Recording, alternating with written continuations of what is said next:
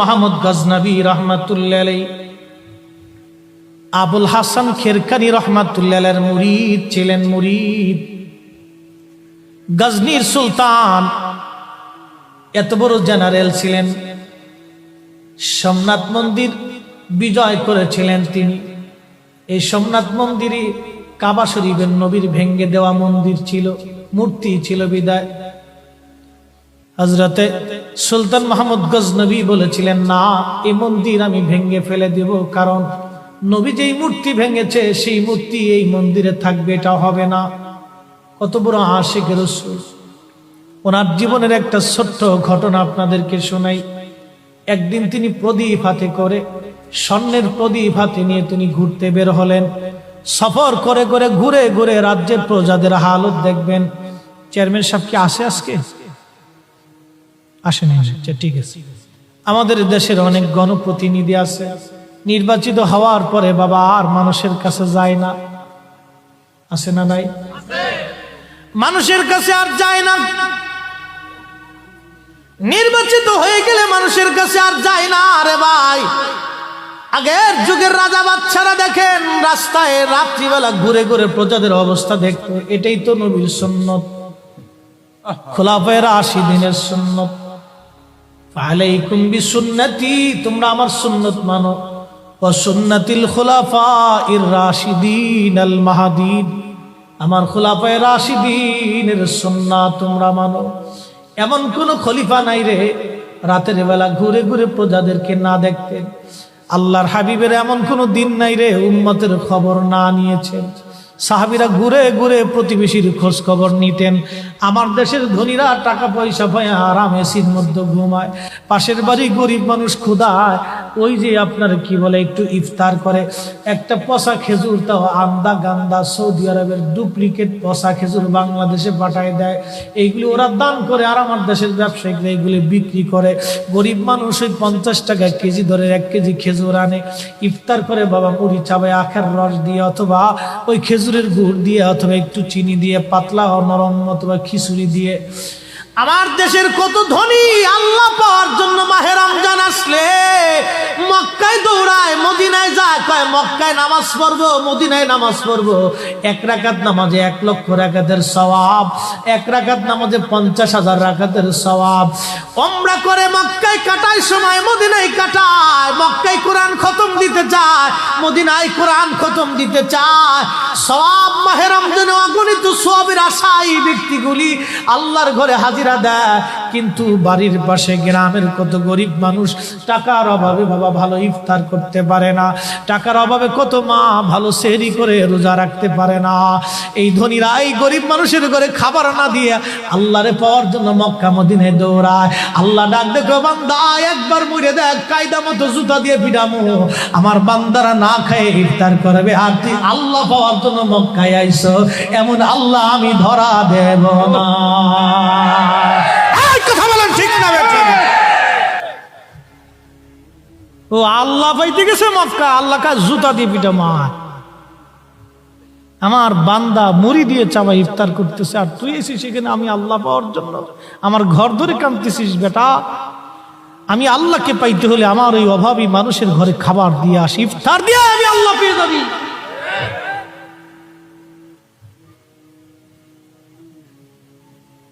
আমরা ভুলে গেছি সুন্নত। আজকে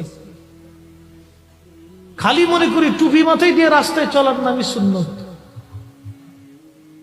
খালি মনে করতেছি জুব্বা গায়ে দিয়ে রাস্তায় চলার নামই সুন্নত। সুন্নতটাকে খালি আমরা ঈদের ভিতরে সীমাবদ্ধ করে বলছি। বন্ধু খুবই মনোযোগ দিয়ে শুনিয়া যান। সুলতান মাহমুদ গজনবী রাহমাতুল্লাহ আলাইহি সামনের প্রদীপ হাতে নিয়ে বের হয়ে গেলেন। তিনি বাজার দিয়ে যাওয়ার সময় দেখে বাজারের এক দোকানদারের দোকানের প্রদীপের পাশে বসে বসে একটা ছেলে কিতাব পড়ে। জিজ্ঞেস করলেন, বাসা তোমার কি প্রদীপ নাই?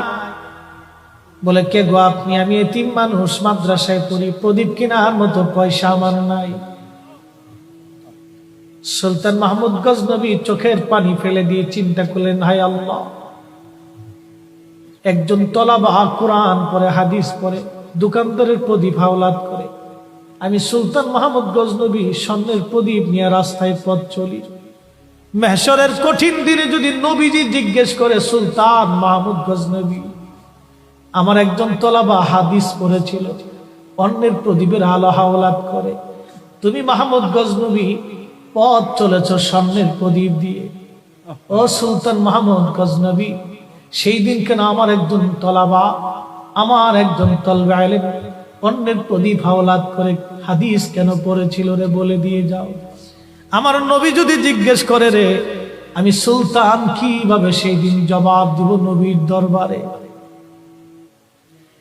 একজন বাদশার কলিজার ভিতরে কতটুকু আল্লাহর নবীর প্রতি দরদ এবং ভয়, যে আমি মেহশরের মাঠে নবীর দরবারে কি জবাব দিব, নবীর কদমে কি জবাব দিব। এরা রসুলকে এইভাবে ভালোবাসছে, এইভাবে তারা ভয় করছে। আর আজকে আমরা নবীর বেলায় গেলে জিরো টলারেন্স নীতি অবলম্বন করে হুজুরের শানকে বলে কেন নাথিং।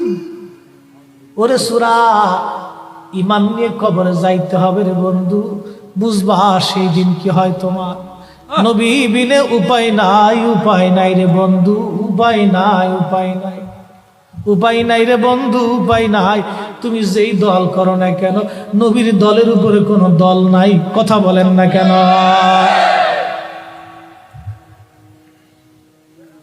বন্ধুরে শুনিয়া যান, শুনিয়া যান, শুনিয়া যান, বুঝিয়া যান, জানিয়া যান। সুলতান মাহমুদ গজনবী স্বর্ণের প্রদীপখানা ছেলেটার হাতে দিয়ে বলল, বাসা, এই স্বর্ণের প্রদীপটা তোমাকে দিয়ে দিলাম, কালকে থেকে স্বর্ণের প্রদীপে তুমি কিতাব পড়বা বাবা। ছেলেটা মহা খুশি। চলে আসলেন সুলতান মাহমুদ গজনবী, রাতের আরামে বিছনায় ঘুমিয়ে পড়েছেন। স্বপ্ন দেখে রে রাহমাতুল লিল আলামিন তশরীফ গ্রহণ করেছে।